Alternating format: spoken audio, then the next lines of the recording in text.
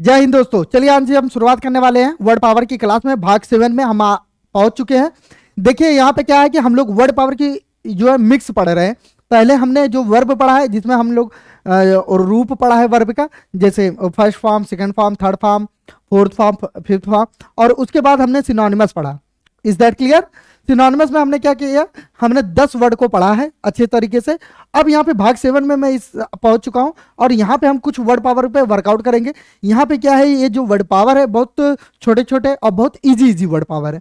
ये इसलिए word power है ताकि आपको वर्ड पावर याद करने में, मतलब शून्य से शिखर तक पहुंचना है हम लोगों को। तो उसमें क्या है कि आप लोगों को ये पता होना चाहिए कि शून्य से लेके शिखर तक पहुंचने के लिए कौन कौन से वर्ड पावर से होके गुजरना पड़ रहा है। Is that clear?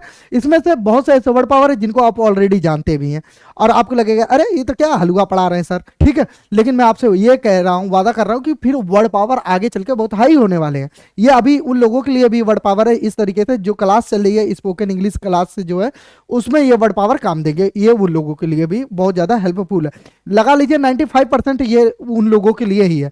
लेकिन कंपटीशन वाले भी बने रहें इस चीज़ के लिए, इसलिए बने रहें ताकि उनकी वर्ड पावर बिल्कुल बेसिक से कंप्लीट हो जाए। मुझे पूरी उम्मीद है आप लोग वीडियो को लाइक और शेयर सब्सक्राइब जरूर करें। थैंक यू सो मच आपको इसके लिए। चलिए भाग 7 में आ गए हैं हम लोग। अब यहाँ पे वर्ड पावर हम देखेंगे, एक एक से वर्ड पावर यहाँ पे हम लोग देख रहे हैं। तो चलिए देखिए आज का पहला वर्ड पावर है। क्या है ये वर्ड पावर, देखते हैं।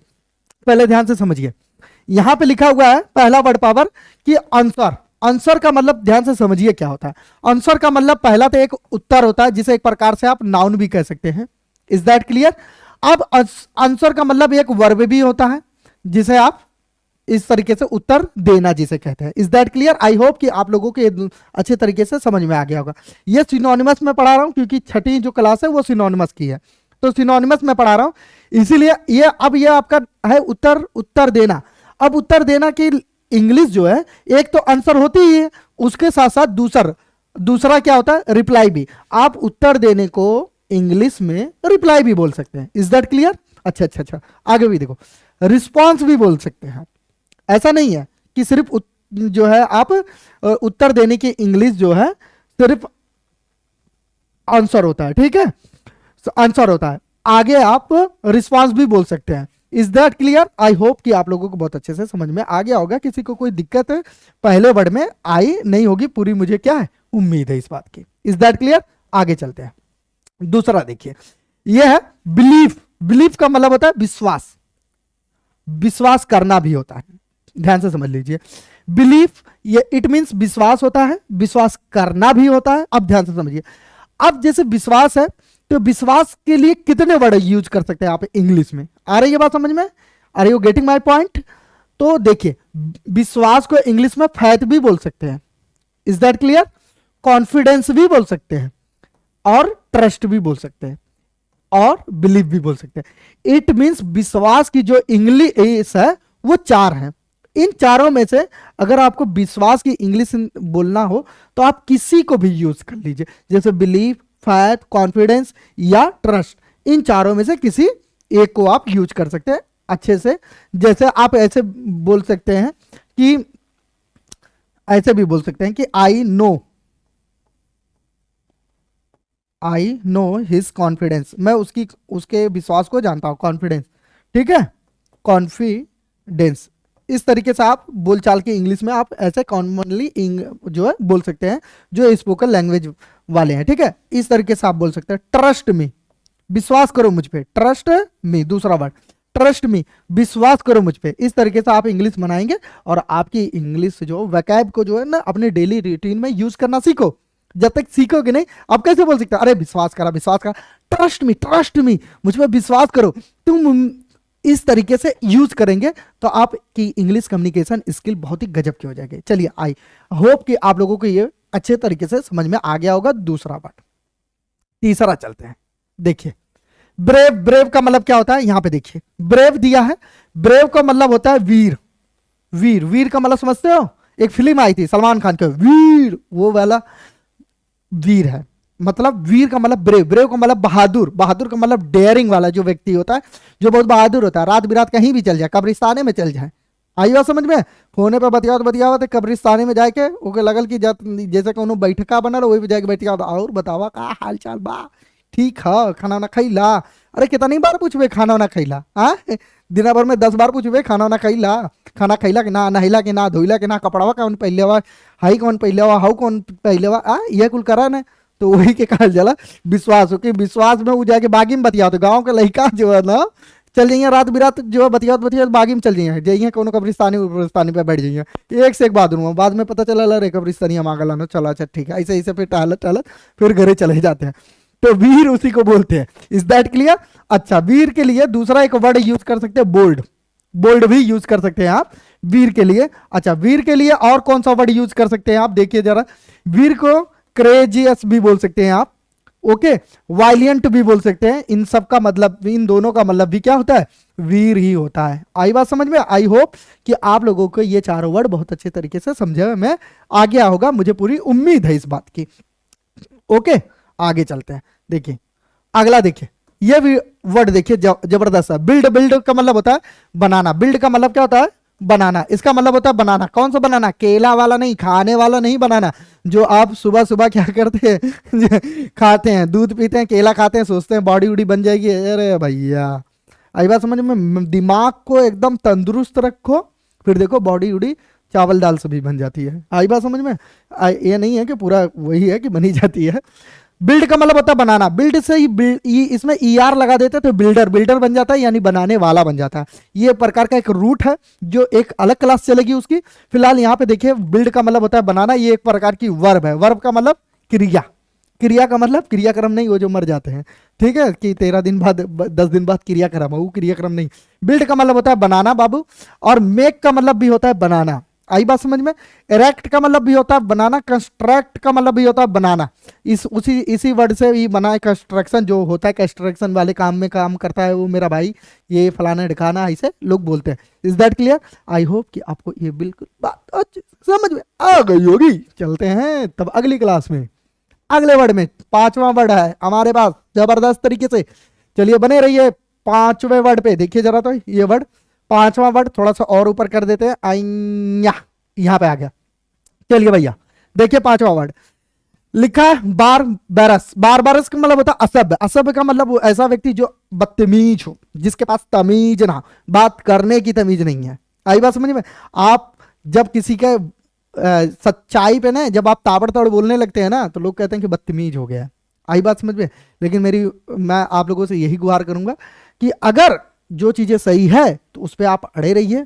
सच सच होता है, चाहे कुछ भी हो जाए। सत्य से कभी पीछे मत हटिए, मत डगमगाइए। सत्य पे आपको हर हालत में टिके रहना है, चाहे सामने कोई क्यों ना हो। आई बात समझ में। सत्य के साथ भगवान भी खड़े रहते हैं। आई बात समझ में। इसीलिए अर्जुन के साथ कृष्ण इसीलिए खड़े थे। धन दौलत नहीं था उन लोगों के पास, ना उनके पास राज्य था, ना ही उनके पास साम्राज्य था, और ना ही वो बहुत बड़े योद्धा भी थे। ऐसा कुछ नहीं है कि 5 पांडव बहुत बड़े योद्धा थे। उससे बड़े बड़े योद्धा, उससे बड़े बड़े धुरंधर जो ऑलरेडी दुर्योधन के पक्ष में थे। लेकिन जीता कौन? सत्य की जीत हुई। Is that clear? तो इसीलिए सत्य पे आप अड़े रहिए। सत्य ये है कि आपको कुछ समय के लिए तकलीफ देगा, ये बात तय है, ये कंफर्म है। ये उतनी ही कंफर्म है जितनी कि एक इंसान जीवित प्राणी का मौत कंफर्म है, उतनी ही कंफर्म है, ये तय है कि सत्य आपको तकलीफ देगा। लेकिन बाबू इस बात का ध्यान रखो कि सत्य आपको बहुत आगे लेके जाएगा। आई बात समझ में। तो इसीलिए अगर आपको सत्य मिल जाता है, यानी सच्चाई मिल जाती है, सच्चाई के पथ पे चलते रहिए, सत्य का काम करते रहिए, ईमानदारी से अपना वर्कआउट करते रहिए। अगला चलिए देखिए, उसके बाद है अनसिविलाइज्ड भी बोल सकते हैं। अनसिविलाइज्ड का मतलब होता है असभ्य। एक असभ्य जिसको तमीज नहीं है, बात करने की, बोलने की तमीज नहीं है, बैठने की तमीज नहीं है, बड़ बड़ पट पट कुछ भी बोल जाता है किसी के भी सामने। आई बात समझ में। उसी को बोलते हैं असभ्य। सेवेज भी बोलते हैं उसको। आई बात समझ में। सेवेज भी बोलते हैं। आई होप कि आप लोगों को बहुत अच्छा समझ में आ गया होगा। अगला वर्ड है, देखिए ये वर्ड देखिए। बैन का मतलब क्या होता है? साफ होता है। यहां पे साफ नहीं, मतलब श्राप जिसे कहते हैं, श्राप। ठीक है, यानी ये थोड़ा सा गलती हो गई है मुझसे। श्राप होता है, श्राप का मतलब किसी को बद्दुआ दे देना, बद्दुआ जिसे कहते हैं, इस तरीके से एक हिंदी बड़े ऐसा भी बोल सकते हैं, बद्दुआ जिसे बोलते हैं। आई बात समझ में? नहीं कहते कि बूढ़ पुरनिया का बद्दुआ मत लीजिए, आप दुनिया में सबकी बद्दुआ लीजिए, लेकिन कभी अपने माँ बाप की बद्दुआ मत लीजिए। चाहे कुछ भी हो जाए, चाहे कुछ भी हो जाए, आप अपने माँ बाप की बद्दुआ कभी मत लीजिए। ऐसा कार्य मत करिए कि माँ बाप आपको दिल से बद्दुआ दे दें, क्योंकि भगवान का लिखा हुआ टाला भी जा सकता है। कहने वालों ने कहा है कि भगवान का लिखा हुआ टाला भी जा सकता है, लेकिन माँ बाप की दी हुई बद्दुआ कभी टाली नहीं जा सकती, चाहे कुछ हो जाए, एक्स वाई जेड। आप कुछ भी रहें, आप कितनों भी आगे निकल जाए, लेकिन अगर उन्होंने बद्दुआ दी है तो उस बद्दुआ से होके आपको हर हालत में गुजरना है, हर चाहे कुछ हो जाए, एट एनी हाउ, आपको एनी केस, आपको हर हालत में उस बद्दुआ से होके गुजरना ही पड़ेगा, चाहे कुछ कर लीजिए आप। इससे भगवान भी नहीं बच पाए, माँ बाप की बद्दुआ से कोई नहीं बच सकता, इसीलिए उसको बोलते हैं कर्स। कर्स का मतलब होता है श्राप, हार्म। अच्छा, बैन और मिसचीफ, मिसचीफ का मतलब बदमाश भी होता है, लेकिन इसका श्राप भी होता है। तो चलिए देखिए, शराब मत समझिएगा, वो जो 70-80 रुपया का आता है वो मत समझ। बैन क्यों होता है? बैन का मतलब श्राप क्यों होता है? देखिए, बैन वर्ड इसलिए होता है कि लोग कहते हैं कि बैन, ये चीजें बैन हो गई है। आ रही है बात समझे? जैसे कहते हैं कुछ लोग कि इंडिया में प्लास्टिक की जो थैली है वो बैन हो चुकी है। क्यों? क्योंकि वो हमारे लिए शराब है। शराब का मतलब नुकसानदेह, नुकसानदेह का मतलब क्या? हमारे लिए जो है सही नहीं है, इसीलिए उसको बैन कर दिया जाता है। जब कोई चीज बैन कर दिया जाता है, इट मींस वो हार्मफुल है। हार्मफुल का मतलब नुकसानदेह है, इसीलिए उसको क्या कर देते हैं, इसीलिए बोलते हैं शराब। तो उसी तरीके से हार्म का मतलब क्या होता है? नुकसान पहुंचाना। तो इसीलिए क्या कहते हैं? बैन। बैन का मतलब शराब होता है। आई बात समझ में? मुझे उम्मीद है कि पूरी अच्छे तरीके से आपको समझ में आ गया होगा। यहां पे एक वर्ड है बेनिफिट, ध्यान समझिए, समझ रहे हैं? बेनिफिट। लोग कहते हैं ना कि मुझे क्या बेनिफिट है, मुझे कुछ बेनिफिट है, ये काम करने का मुझे कुछ बेनिफिट है। तो बेनिफिट का मतलब होता है लाभ। बेनिफिट का मतलब क्या होता है? लाभ। अच्छा, लाभ के लिए कौन कौन सा वर्ड यूज कर सकते हैं आप? बेनिफिट यूज करते हैं, एडवांटेज भी यूज कर सकते हैं। एडवांटेज जो वर्ड है बहुत जबरदस्त है। अच्छा, आगे देखिए कौन कौन सा और वर्ड है। ये गेन का मतलब भी होता है लाभ, गेन का मतलब भी होता है क्या? लाभ। आ रही है बात समझ में? Are you getting my point? अच्छा, प्रॉफिट का मतलब तो आप लोग जानते ही होंगे कि लाभ होता है, इसका मतलब भी क्या होता है? लाभ होता है। इसका मतलब लाभ के कितने वर्ड है जो है, देखिए लाभ के कितने वर्ड हैं, आपको इस बात की तो पूरी उम्मीद होगी कि आपको ये अच्छे से समझ में आ गया होगा। देखिए, बेनिफिट है, एडवांटेज है, गेन है और प्रॉफिट है। इस तरीके से आप अगला चलिए। देखिए, बैनिस। बैनिस, बैनिस का मतलब क्या होता है? पहले ध्यान से समझिए। बैनिस, यहां पर देखिए, बैनिस, बैनिस का मतलब होता है देश से बाहर निकाल देना। देश से, कहां से? देश से बाहर निकाल देना बैनिस का मतलब होता है। आ रही बात समझ में? देश से बाहर निकाल देना। एग्जाइल, एग्जाइल का मतलब भी होता है देश से बाहर निकाल देना। आ रही बात समझ में? एक्सपेल का मतलब भी होता है देश से बाहर निकाल देना। डिसमिस का मतलब भी होता है देश से बाहर निकाल देना। पहले ध्यान से समझिए इन सब का मतलब क्यों ऐसा होता है, देश से बाहर निकाल देना। चलिए ये देखिए ध्यान से, एक्सेल का मतलब एक तरीके से बहुत डिफरेंटली, बहुत डीपली यूज किया जाए तो मतलब होता है कि किसी को वनवास दे देना, जो भगवान राम को हुआ था। आ रही है बात समझ में? डिसमिस का मतलब होता है किसी को किसी पद से हटा देना। आ रही है बात समझ में? Are you getting my point? तो ये सब निकाल देने से ही रिलेटेड है। ये जो चारों वर्ड है बाहर निकाल देने से रिलेटेड है, इसीलिए इन चारों से एक दूसरे के क्या है, ये सब सिनोनिमस है। Is that clear? I hope कि आपको ये बिल्कुल अच्छे से समझ में आ गया होगा। मुझे पूरी इस बात की उम्मीद है आप लोगों से। ओके, अगला वर्ड है, देखिए 9 नंबर वर्ड है। कौन सा 9 नंबर वर्ड है भैया? जरा देखिए, 9 नंबर वर्ड है, ये देखिए 9 नंबर वर्ड है ब्यूटीफुल का मतलब सुंदर होता है। ये आप लोग अच्छी तरीके से जानते ही हैं, इसमें कोई दो राय नहीं है। मुझे पूरी उम्मीद है कि आप लोग ब्यूटीफुल, कहो ब्यूटीफुल लोग बोलते हैं, और ब्यूटी कैसे हो बोलते हैं ना। ब्यूटी, ब्यूटी का मतलब होता है सुंदरता, यानी ब्यूटीफुल का मतलब सुंदर। Is that clear? और कौन कौन सी चीजें सुंदर होती है आप लोगों को पता है। उसी के साथ हम एक और भी वर्ड यूज करते हैं, लवली। आहा, लवली। प्रीटी, प्रीटी भी यूज करते हैं, ध्यान से समझिए। ब्यूटीफुल यूज करते हैं, लवली यूज करते हैं, प्रीटी यूज करते हैं, हैंडसम यूज करते हैं।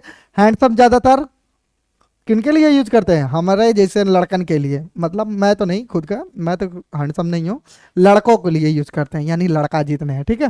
प्रीटी, ठीक है, प्रीटी प्यारी सुंदर, ये सब चीजों के लिए इन सुंदर वर्ड, ये जो सुंदर चारों हैं तो इनके लिए ये इंग्लिश यूज कर सकते हैं। एक वर्ड सिंगल कि भैया क्या सुंदर को इंग्लिश में 4 वर्ड है, beautiful, lovely, pretty, handsome use कर सकते हैं।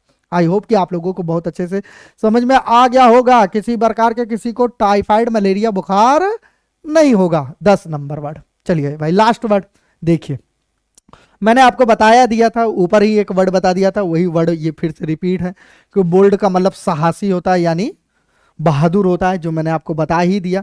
और फियरलेस का मतलब होता है साहसी, यानी जिसके अंदर डर है ना हो। आ रही है बात समझ में? जिसके अंदर डर है ना हो, इट मीन्स वो क्या है? बहादुर है, साहसी है। आ रही है बात समझ में? हमारे देश में बहुत ज्यादा, बहुत बड़े बड़े वीर पैदा हुए, जो मैंने वीर वर्ड पढ़ाया आपको अभी, नहीं एक से एक वीर पैदा हुए। भगत सिंह, महाराणा प्रताप, चंद्रशेखर आजाद, हाँ, ये सब कितने बहुत सारे वर्ड है कि बहुत सारे लोग हैं जो बहुत वीर पैदा हुए। कितने लोगों का नाम लिया जाए? आ रही बात समझ में? बोल्ड है, फियरलेस है, साहसी यानी डेयरिंग है, डेयरिंग का मतलब बहादुर, और ये क्रेजियस तो मैंने आपको बता ही दिया। आई होप कि आप लोगों को पूरी उम्मीद है, मुझे पूरी उम्मीद है कि आप लोगों को ये सब वर्ड समझ में आ गया होगा। किसी को किसी भी प्रकार की कौनो तकलीफ ना हुई। अगर वीडियो पसंद आए आप लोगों को तो लाइक करें, शेयर करें, सब्सक्राइब करें। तब तक के लिए जय हिंद दोस्तों।